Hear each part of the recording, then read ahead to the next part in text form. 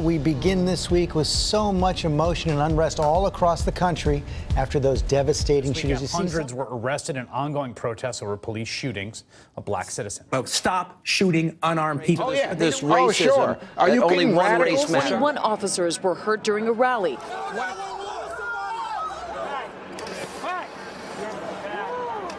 But peaceful. This is an unlawful assembly. You are subject to... Hands up! Don't shoot! Hands up! Don't shoot! Hands up! Don't shoot! Hands up!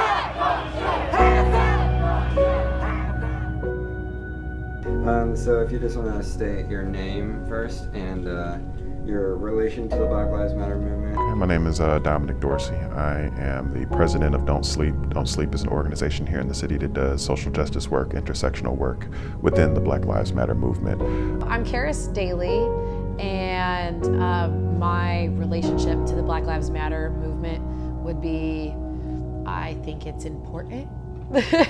I don't have any like official affiliations, but I do work a lot with especially teenagers and high schoolers in the city of Indianapolis, and largely what ends up being largely black teenagers. My name is Luke Paymer. I'm a senior in the social work program. I'm getting ready to graduate with my bachelor's in May, and my role in the Black Lives Matter movement is a organizer, a core member of Showing Up for Racial Justice Indianapolis. My name is Tiara, and my relation to Black Lives Matter is the fact that I'm black and I matter. No, That's good. I mean, like, I'm black and I matter. It's very simple.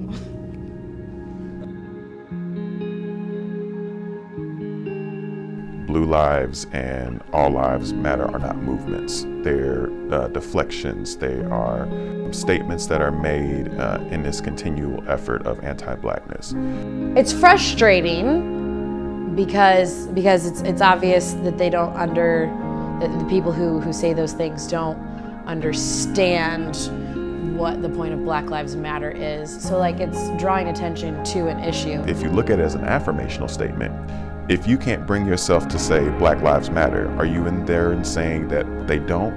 Are you saying that, you know, that Black lives somehow don't have inherent value? It's this consistency that we have in not being able to affirm blackness. They wanted to belittle our Black Lives Matter and the fact that we do actually matter, because a lot of black people don't believe that, believe it or not. So a lot of black people don't believe they matter, and the reason for that is because no one else in the world seems to think that, so.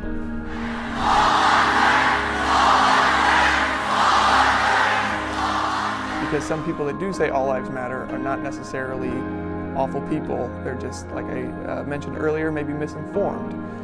And so having genuine conversations with those people, and it's absolutely our job, I think, as white folks to have conversations with other white folks about these ideas, because it's, at the end of the day, it's very easy for us to be self-righteous and think of ourselves as good white people because we are not racist.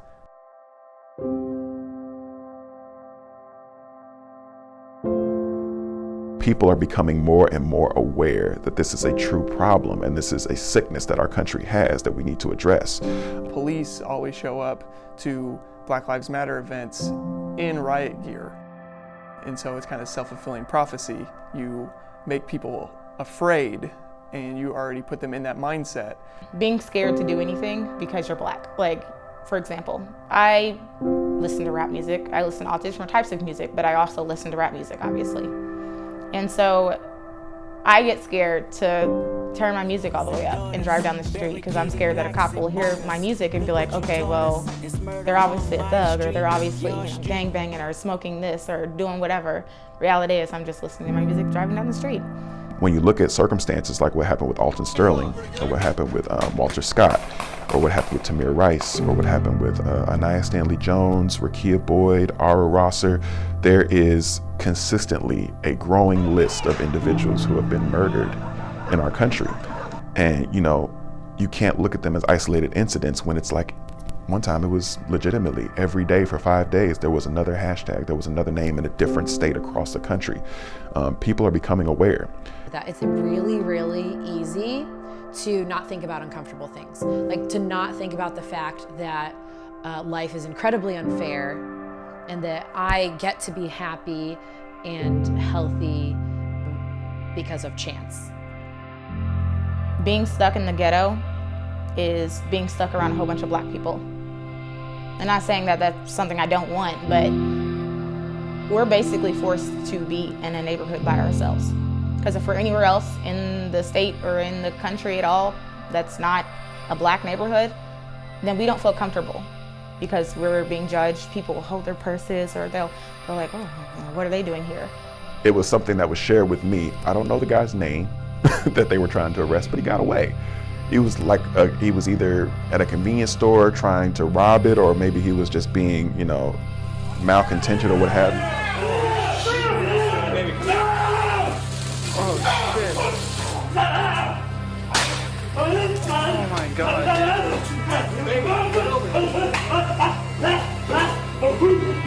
Legitimately, there were 3 officers there trying to arrest him.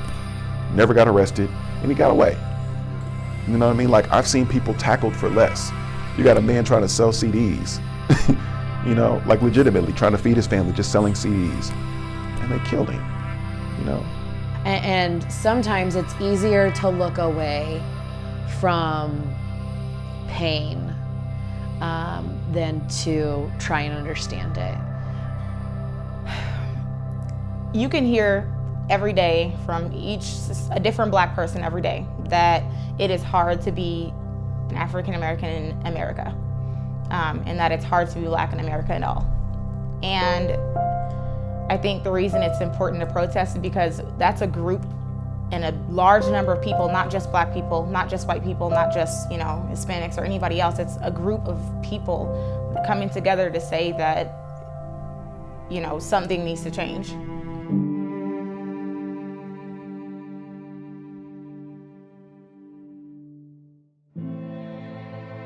A whole culture is like a giant ship, and like they don't make quick turns. They have to slowly change directions, and how that happens is through individuals. Property can be replaced, it's insured. People cannot. Bodies don't have insurance to be brought back or replaced with a reasonable facsimile. You know, so when we protest, when we raise our voice, we are dramatizing the situation to the extent that it can no longer be ignored. If you see the hurt as a whole, it influences you to change more, whereas if you just see that one little piece of the pie, it doesn't look as big, it doesn't look as important. Whereas if there's a big number of people coming to stand for something, that can influence someone to change their mind easily. In a great world, we would see a problem and then we would fix it, and it wouldn't have to be a fight, and there wouldn't have to be, you know, speaking up and shouting. Martin Luther King said, you know, a riot is the language of the unheard. You know, it's a progressive movement, you know. So what white folks need to do is start having the conversations and actually just showing up in a multitude of ways.